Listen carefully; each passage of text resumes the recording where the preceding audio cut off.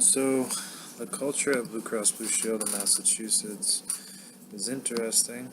I think it's pretty inclusive. I would say that's probably one of the first things I think about when I think about the Blue Cross Blue Shield culture is just the um, very diverse population we have at Blue Cross, the openness for really anybody from any walk of life to be an employee and have opportunities to exceed.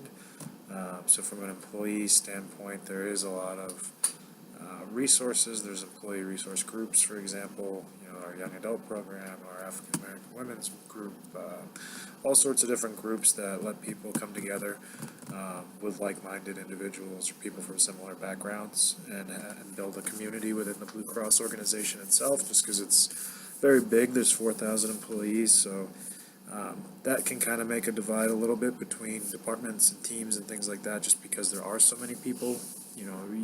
I probably know less than 5% of the population at Blue Cross, and I work with a large amount of people across a lot of different departments, so that can make it difficult. So there's a lot of opportunities to meet people through those ERGs. There's all sorts of corporate trainings that are offered.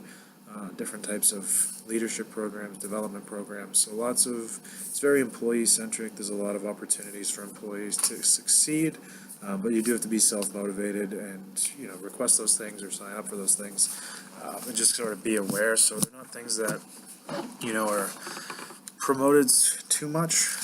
You may hear about them from people involved in them, but the actual promotion of these things is not mainstream, I guess I would say. Overall, we're focused on our tagline is members first, and that's something that you do see throughout the company, depending on, or it doesn't matter what department you're in, you'll see it across all the teams. Resolving member issues, making sure members have the services they need, or at least understand why things process the way they did, what their benefits are, what's covered and what's not covered. So, cost and transparency is another big motivator for us right now. So there's a big push towards being transparent, giving people the resources to be a consumer on their own, and being that advocate for them and helping them navigate their health care. So that's a big part of the organization as a whole. Culturally, and I think it drives a lot of what we do at the end of the day is getting results for our members, working together to escalate things as needed, or to get resolutions for members who need care, who need prescriptions or authorizations or whatever it might be. So that's a big driver.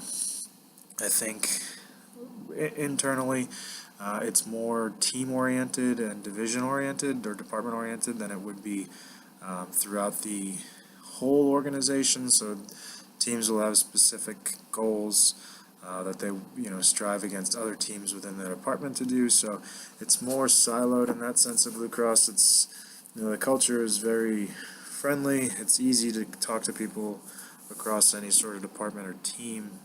All you need to do is email them. But in terms of who you sort of identify with, it's very much so your team as opposed to the organization itself.